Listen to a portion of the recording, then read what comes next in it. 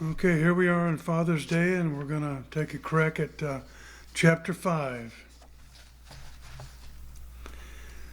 After supper, Gus and I helped Mary clear the table, then left to go meet Red Dodge, the Monarch manager. We were leaving a little early, but I could tell that Gus did not like to keep people waiting, especially his boss and the manager. I made a mental note of that fact. Red lived in what looked like a new condo development on the west side of town near the interstate. An attractive building done in gray double 4.5-inch vinyl siding with white trim. There was a small overhang over the porch area with a beautiful sculptured wooden door stained in dark walnut, almost inviting you to come closer for a better look. There were some dried flowers of bright yellow, orange, and brown hung on a nail just below 3 small panes of glass near the top of the door. Gus moved ahead and rang the doorbell. "Don't be nervous," offered Gus. "You'll like old Red. A great guy." The door came open. It had to be Mrs. Dodge, a very tall, thin woman, well over 6 feet tall. Her hair was balled up into a bun at the crown of her head. She was so prim and proper looking, almost like a schoolmarm. No, she looked like a skinnier and taller Mrs. Olson from Little House on the Prairie. "Come in, Mr. Lawler," she announced. "Have a seat. Red'll be with you shortly." That was all she said. Not "How are you, Gus?" "Who is this fine gentleman with you, Gus?" "Could I get you something to drink?" She said absolutely nothing else and left the room. "Don't worry about her," said Gus. "I should have warned you on the way over here in the car before we got here. Nothing to worry about, though." Red entered the room with a big smile on his face and an outstretched hand. "Good to meet you, Mr. Bill Allen," said Red genuinely. "I'm glad old what's-his-name here brought you by tonight so we could get acquainted." After Red shook my hand, he took his first fist and gave Gus a shot in the shoulder. You could sense immediately the affection and genuine friendship Red and Gus felt for one another. "What would you guys like to drink?" asked Red. "Your usual scotch and water, Gus?" Gus nodded. "How about you, Bill?" "Coke or 7-Up will be fine," I replied. I was waiting to hear how alcohol dulls the senses and how glad he was to see me not drinking. But then I realized I probably wouldn't hear that kind of a lecture from either Red or Gus. This was no longer high school. I would be responsible for the fact and what I did and what my performance was on and off the baseball field. This was no longer kindergarten. I was now on my own and would be in complete control of my life from now on, much more than ever before. No supervision, no babysitting. It was now time to be a stand-up guy. It was time for me to make and stay a member of this ball club. Red and Gus will help me all they can, but it's really up to me. I started to feel a little nervous for the first time. Stupid self-doubt. Red handed me and Gus our drinks, snapped me out of my daydreaming. "Bill," said Red, "I first want to welcome you to the Yankees and the Monarchs. You may become a little overwhelmed at first, but just try to relax. There will be no need for you to try and win us the pennant your very first few days here. From the reports we have and the film we have seen, we're all impressed already. My job is to help you feel comfortable in this new environment and get you adjusted to playing games almost every day and help you reach your full potential. One thing you'll learn as the season is long.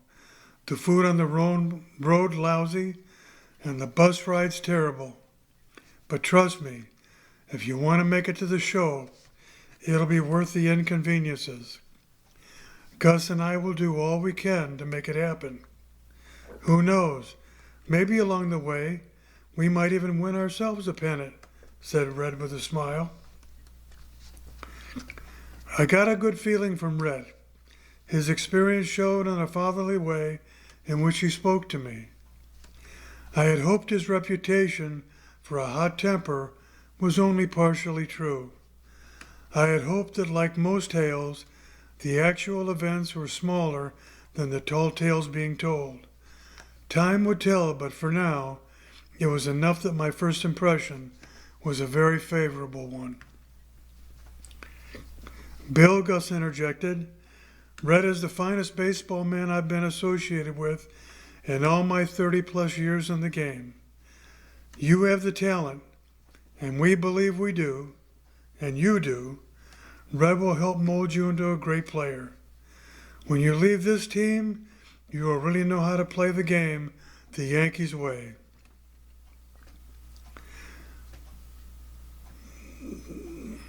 Which is the aggressive way, the intelligent way. Billy Martin played under Red, and Billy got more out of his limited ability than anyone could have. You'll see, just trust old Red and his judgment and work hard. The best will come out of you. I appreciate what both of you are doing and trying to help me do. I'm very serious about this game of baseball and the opportunity being presented to me. There is nothing I love more than the game, a boys' game, now being played by men for huge sums of money. I almost felt guilty about how much money the Yankees have paid me to play this game, a game I probably would be playing for nothing somewhere. The money, though, is not my primary motivation, I said, although I do like a buck as much as the next guy. I'll give you all I've got, I said, 110% every at-bat, every pitch, every ground ball, every out. I am a little apprehensive about making this jump from high school to Class AA, but you must think I have a shot or I wouldn't be here. I hope we have a lot of fun this summer, I add. I'm planning on it.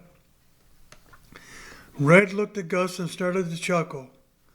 Looks like we have a junior politician in our midst, said Red. That's a very good speech, Mr. Allen. Does Gus help you with that? Nah, I couldn't have. Not enough New York in it. Gus started chuckling. Well, maybe I was a little long-winded. I'm sorry, Red, I replied. I didn't mean to sound so, and Red cut me off. Bill, don't worry about it. We've just have a little fun at your expense. I know how serious you are about this game. We checked out about your head as well as your physical abilities. We knew what we were getting when we invested in you. You should be easier than most. Your old high school coach, Dick Donlin, indicated you had the best work ethic of any kid he ever coached in 40 years. He said you were the best not only in motivation, but in a desire and in some ability. It takes more than just skill to make it to the show. Every guy you play against and will play with has a great natural ability, but those who work harder, stay in better shape and condition, pushing it in all the weight rooms, fielding drills of 100 ground balls where others are in the shower, they are the ones who make it. You cannot be a prima donna and make it at this level. It just doesn't work. Red concluded that speech with great conviction in his voice. I had the feeling that Red was trying to prepare me for something that few could really prepare for. At least he could always warn me. No, that was not either Red or Gus's way of doing things. They would be taking the bow or the blame along with their players they try to develop. These were not the finger-pointing type. They lived and died with their players and for their players. They were trying to improve the entire Yankee organization. Their Class AA position was an important one along the way in providing the Yankees with new talent. If you were good enough to make it in Double-A, you had a chance to make it in the show. I realized that this stop here might be the most important one I might make in becoming a New York Yankee. Bill, be at the ballpark by 9:30 tomorrow morning, said Red. Gus will help you settle in. I'll take you around the facilities when you're ready. I think you'll be amazed at some of the technology we have at our disposal. Most of it can be used on your own and at your own pace. Dick Baumgartner is our technology guru, an ex-Yankee prospect himself. He got as far as Columbus, Triple-A, until he tore up his knee. He's probably as dedicated as you are. He can be a big help to you, and you two should get along well. I think he's from the Midwest too, Iowa or Nebraska, I think. Anyway, the fun starts tomorrow. Our first game is on Friday, a 3-game homestand against the Providence Pirates. Let's toast to our success, gentlemen. We lifted our glasses, as they say in the Olympics, let the games begin. I could hardly sleep at all Sunday night. I was tired, all right, and the bed was certainly comfortable. But my mind was racing at 200 miles an hour, jumping from one thought to the next, and never staying long enough to come to a conclusion on any one idea. What if I swing and miss at every pitch in batting practice tomorrow? What if I can't find the strike zone, or even home plate when it's my turn to pitch? I can envision every ground ball going right through my legs. No, that's impossible. How about the throws going over the first baseman's head? Oh my gosh, this is nuts. I really belong here? I must belong here, or I wouldn't be here. There is need to start panicking yet. I need to leave in the still of the night? No, I need to wake up and stop making a lame excuse about some sick relative who needs my help. No need to believe the team would never even miss me. No need to call Glory at home and explain any insecurities to her.